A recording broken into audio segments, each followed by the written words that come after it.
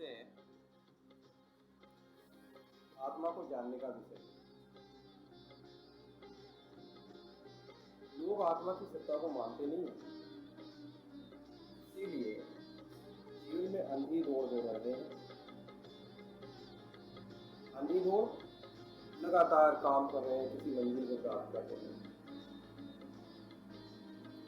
और वो मंजिल मिल भी जाती है तो फिर अगली मंजिल, वो मिल जाती है फिर अगली मंजिल। किसी भी मंजिल को आनंद के साथ सेलिब्रेट नहीं कर पाते। कैसे कर पाएंगे? असली आनंद मंजिल में नहीं है, असली आनंद रिजल्ट में नहीं है। असली आनंद जो आप रास्ता है उसको तय करने में होगा। रिजल्ट का आनंद तो 1%।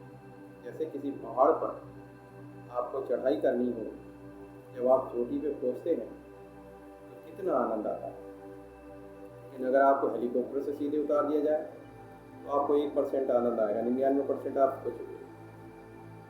इसी तरह से परीक्षा देने वाले परीक्षार्थी को अगर सीधे परीक्षा प्रश्न पत्र दे दिया जाए और परीक्षा में उसे नकल करा दी जाए तो रिजल्ट का आनंद नहीं ले पाएगा। वो दिखावा करेगा, आनंद नहीं ले पाएगा।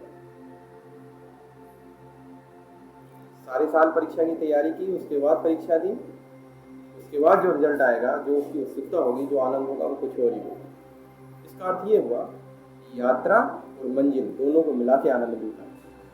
और अब जो लोग आत्मा को नहीं मानते, मानते हैं शरीर ही सब कुछ है, तो भागते रहते हैं। खाना पीना मौज करना ये सोचते इसी में आनंद है, लेकिन उन्हें आनंद नहीं मिलता, अतृप्ति रहती है। रोज शाम की पार्टी, रोज आनंद, रोज जो भी भोग विलास वो करना चाहते हैं वो करते हैं, अतृप्ति रहती है। फिर उस भोग विलास के लिए साधन जुटाते हैं, कुछ और लाओ, लेकिन शांति नहीं मिलती।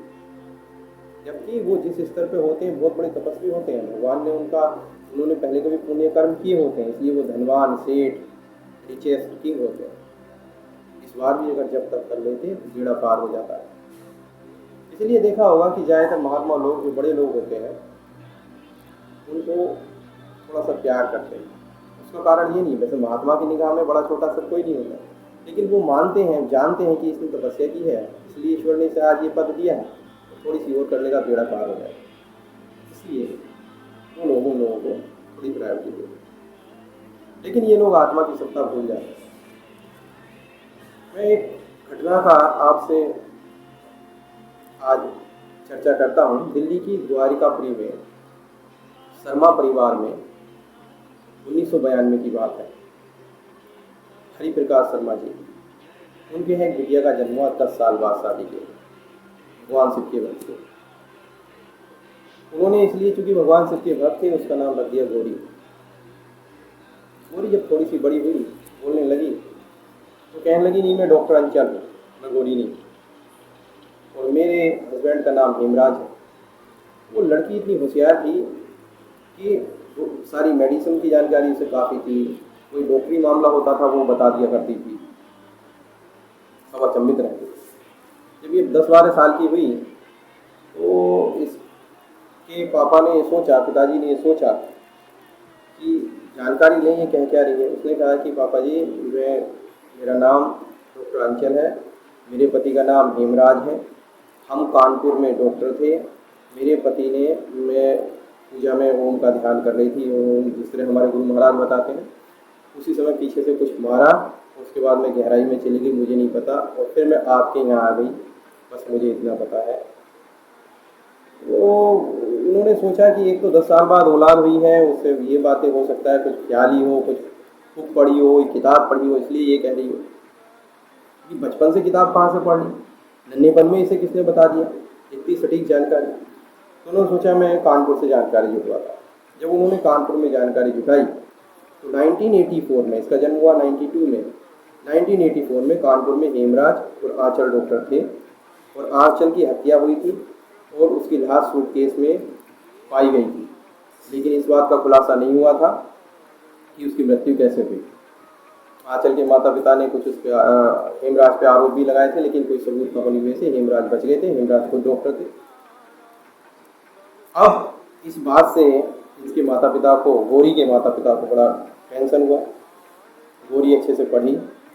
अब ये गौरी पढ़ के लंदन चली गई है, इसने भी MBBS कर लिया है, इस बार भी ये डॉक्टर बनी है।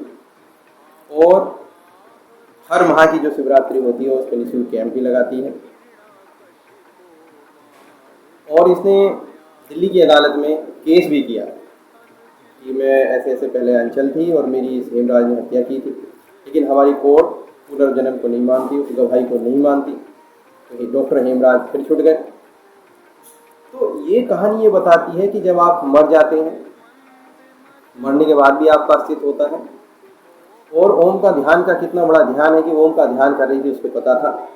उसने कहा कि उसे कुछ अजीब सी सूरत एक दिखाई दी, प्रकाश था एक जगह, जैसे भगवान शंकर होते हैं ऐसे शांत मुद्रा में, इस तरह से कोई व्यक्ति थे। उन्होंने कहा कि तुम मृत्यु के समय आप ओम का ध्यान कर रही थी, इसलिए आप यहाँ आई हैं, आपको पुनर्जन्म दिया जा रहा है, आप मानव सेवा करें और मानव सेवा और भक्ति भाव से आप अपना काम करें, आपको पुनर्जन्म दिया जा रहा है। ये शर्मा परिवार में हुई, अच्छी फैमिली में हुई, पुनः डॉक्टर बनी। आज भी डॉक्टर अंचल लंदन में है और पूरी भक्ति भाव से भक्ति भी करती हैं और चिकित्सा की क्रिया भी करती हैं। जो इसकी पूर्ण वीडियो है, इसका लिंक मैं आपको भेज दूंगा, इसमें आप इस लिंक में इस वीडियो को देख सकते हैं, जहाँ से पूरी जानकारी मिल सकती है। इससे पता चलता है कि आत्मा है, परमात्मा है। ये अपने गुरु महाराज हैं, पीछे आप फोटो देख रहे हैं, गुरु महाराज है, प्रेजेंट में मौजूद है। वैसे मैं अन्य गुरुओं से मिला हूँ जो इस समय नहीं है, उनका शरीर पूरा हो गया है, शरीर सही नहीं है, सूक्ष्म रूप में है, और ये मेरे साक्षात गुरु महाराज है इस समय है। और गुरु महाराज हमें जो भी गाइडलाइन देते हैं, हमें ध्यान की जो विधि बताते हैं, विश्वास करने की बात है, उसमें ये सब अनुभव होते हैं। उसमें आप भी साधक होंगे तो आप जानेंगे कि आत्माओं की फीलिंग आप कर सकते हैं। आप अपने शरीर से निकल के दूर थोड़ा यात्रा भी कर सकते हैं, उसके अनुभव कर सकते हैं, और बहुत आनंद आते हैं। जो ये एक ऐसा विषय है कि किसी को मिठाई खिला दो तो मिठाई खाने वाला ही सही विषय जान सकता है, एक्सप्लेन नहीं किया है। आप अगर ध्यान करें, और साक्षात गुरु महाराज हैं, शेरकोट में है, और गुरु महाराज 80 से अब गुरु महाराज की एज है 80 और 100 के बीच में। तो ये साक्षात जागृत गुरु महाराज हैं। और अगर आप में श्रद्धा हो, श्रद्धा नहीं हो तो कोई बात नहीं, श्रद्धा हो तो आप चाहे गुरु महाराज के द्वारा बताए हुए ध्यान को समझें, सीखें और करें। जीते जी आप अनुभव पा लेंगे और आपको वो आनंद आएगा जो मैं आपको एक्सप्लेन कराना चाहता हूँ, बताना चाहता हूँ। इस बार बृहस्पतिवार में, और हर बार बृहस्पतिवार में जो भी बृहस्पति होती है, गुरु महाराज का सत्संग होता है हमारे 8 बजे से। ये नंद निकेतन सत्संग ग्रुप है, इसमें आप जुड़ सकते हैं। इसका लिंक भी मैं इस वीडियो के लास्ट में डिस्क्रिप्शन बॉक्स में दे रहा हूँ। नंद निकेतन सत्संग का 8 बजे वहाँ से एक लिंक आता है, आप टच कीजिए, मीट गूगल मीट पर गुरु महाराज का लाइव सत्संग होता है। आप दर्शन भी कर सकते हैं गुरु महाराज के, और सत्संग भी अटेंड कर सकते हैं। जागृत गुरु महाराज ऐसे नहीं है, गुरु महाराज LLB भी हैं, भौतिक संसार में भी उनकी काफ़ी योग्यता है, और आध्यात्मिक जगत में भी बहुत ऊंचाई होता है। परमपिता परमेश्वर से जुड़े हुए हैं। जो दादा गुरु थे उन्होंने इस पर विशेष कृपा करके गुरु महाराज को शक्तियाँ दी थी, और गुरु महाराज आजकल अपने प्रिय शिष्यों को वो शक्तियाँ फ्री लुटा रहे हैं।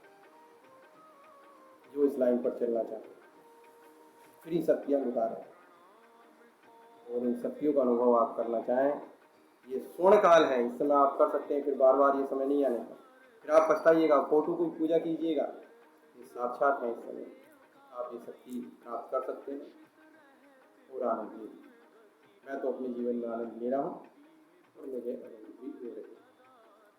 मैं गुरु महाराज का कोटि कोटि धन्यवाद करता हूँ, गुरु सत्ता का। गुरु महाराज क्या है? गुरु महाराज भगवान, हमारे जो मूल गुरु हैं वो भगवान शंकर आदि गुरु, मानव रूप में, इसी रूप में निमित्त बनाकर हमें शिक्षा दे। मैं अपने आदि गुरु का कोटि कोटि प्रणाम करता हूँ। गुरु महाराज, भगवान शंकर, गुरु महाराज आप लोग पर ऐसी कृपा बनाए रखिए, हम सब पर ऐसी कृपा बनाए रखिए, हमसे जुड़े हुए लोगों पर कृपा बनाए रखिए, उनका स्वास्थ्य बनाए रखिए,